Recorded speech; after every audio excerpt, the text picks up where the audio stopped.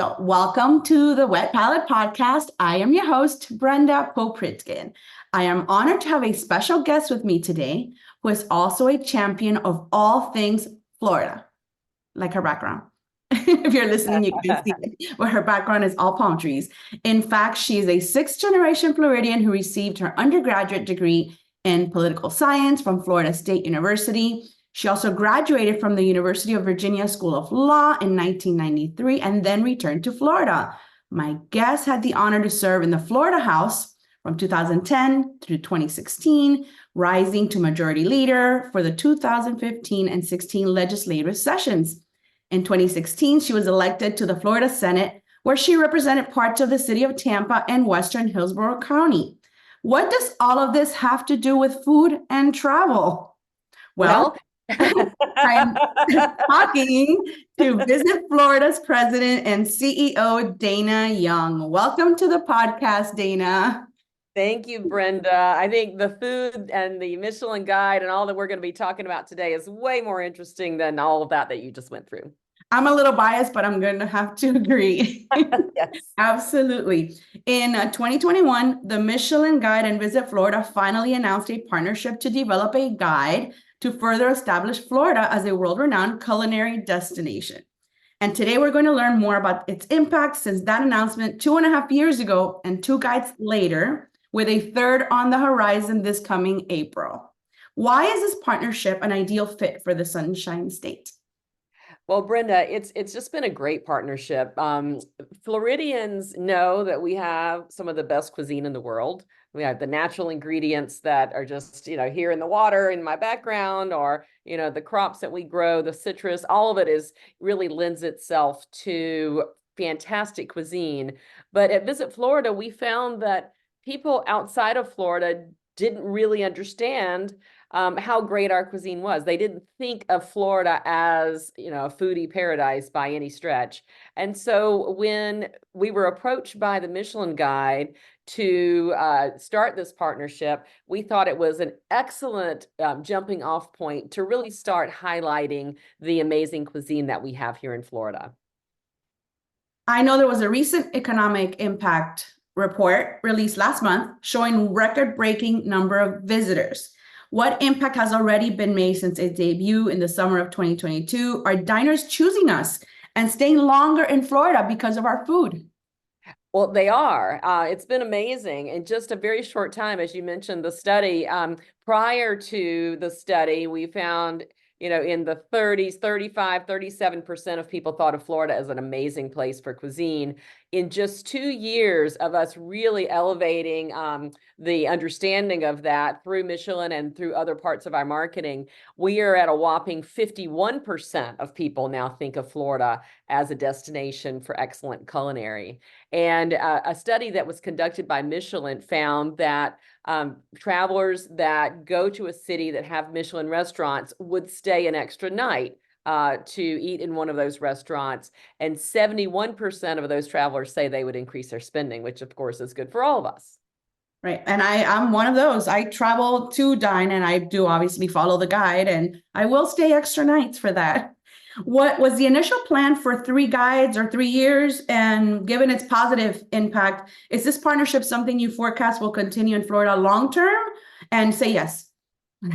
Yes. Well, so the initial guide involved 3 cities in Florida: Tampa, Orlando, and Miami. And the idea was to get the guide up and running, see how it went. And so it's exclusively in those 3 cities for the first 3 years.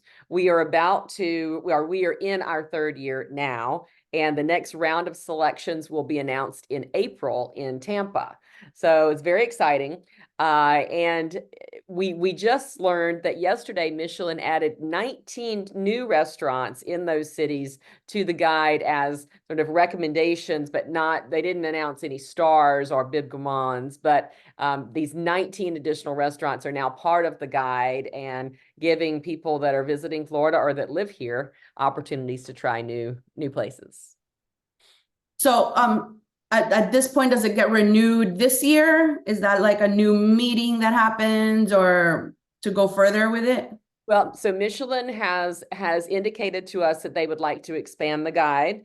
This is obviously a decision that they would make, where they would want to go. But certainly we are very supportive of that. We would like to ultimately have the entire state of Florida represented in the guide in some way or shape or form. So we think it's an obvious next step. And we're really, waiting for them to let us know kind of what they're thinking, because they are the ones that employ all of the inspectors. They are the ones that will actually go forth and do all of the legwork to make it happen. Correct. And, kind of like California started with just a few cities, and then now it's just California. But that took, I want to say, like almost 10 years, a decade. So it's not just a quick process. So far, we have Visit Florida, Visit Orlando, Visit Tampa Bay, and the Greater Miami Convention and Visitors Bureau. There's significant buzz surrounding upcoming addition, hopefully, to Visit Lauderdale for Broward and perhaps Palm Beach County. Would we be able to expect those as soon as next year, maybe, or maybe a surprise announcement this year? Well, I can't speak to what destinations would be added to the guide. That is completely within Michelin's discretion as to where they would like to go. But the 3-year exclusive arrangement will end after this year. So that is the timing of expanding the guide. And obviously, excuse me, obviously, the existing 3 cities would still be part of the guide and would still be part of the additional restaurants going forward, but there would just be additional cities, hopefully, that will be available. And I just think it's a win-win for Florida. It's a win-win for the restaurant community of the state and for people that live here and for people that visit here. I think it's just fantastic. I agree. On my blog, podcast, and social media, I find myself often educating diners on what is and isn't a fact regarding the Michelin Guide Florida in general. Some of the most popular misconceptions are that Florida restaurants pay to be in the guide and that the state has a say on who is included. Obviously, I know that's not true. Can you share what is and isn't covered in Visit Florida's investment with the guide? Well, you are absolutely correct. The restaurants, the cities, Visit Florida, none of us have any input whatsoever in the restaurants that are selected, in what they choose to say about the restaurants. We don't have any input at all. Basically, the partnership that we initially formed helped to underwrite the cost that Michelin incurs as they send these inspectors out to review these restaurants in an anonymous way. So the inspectors are employees of Michelin, and they pay their own tabs, and so that is what the partnership does. Beyond that, it is completely Michelin's choice, and completely, like, we don't even know who the restaurants or what the restaurants will be that are selected until the reveal event in April of this year. Like, we have no information whatsoever. So this little sneak peek that they announced yesterday with 19 new restaurants being recommended in the guide, that was a complete surprise, but it does give a little bit of a hint, I think, as to maybe some of the new restaurants that will have stars this year. We'll see. And it's coming to your town, so you don't have to go to Miami or Orlando this time. That's right. I've been to both, and they both were amazing events, but it is nice to have it here in Tampa. Have you tried any of the starred restaurants? Have any surprised you, and any favorites? I have tried starred restaurants in Tampa and Miami. I have not. I actually did eat at one in Orlando as well. And what I love about Michelin and the way that they put their guide together is that there are restaurants on every end of the spectrum. So there are fine dining restaurants with just amazing ambiance, and then you might have a taco place that's a carry-out window, and it's just, there's a wide variety of restaurants that are included in the guide, and really for every price point. So travelers of any budget can go to the Michelin Guide and find a great restaurant and that will fit their budget. That's great. And so any particular ones that come to mind?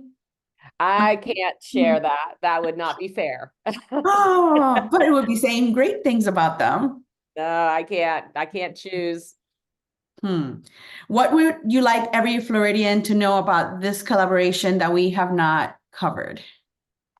Well, it's an opportunity for us to, anyway, in terms of Visit Florida and attracting visitors here, it's a chance for us to give people reasons to come to Florida that might not be the traditional beaches or theme parks or things that they might automatically think of when they hear the word Florida.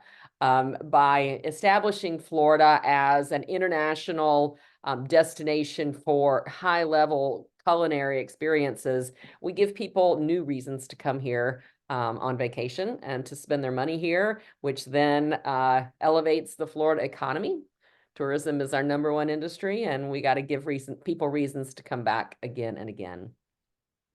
That is true. Dana, thank you so much for taking the time to speak with me. And thank you, the listener, for tuning in. Remember to share your favorite episodes with friends or on social media. It's the best way to spread the word. That's it for today. As always, from my palate to yours, cheers. That's it. Easy peasy. Thank you. Yeah, that was great. Thank you.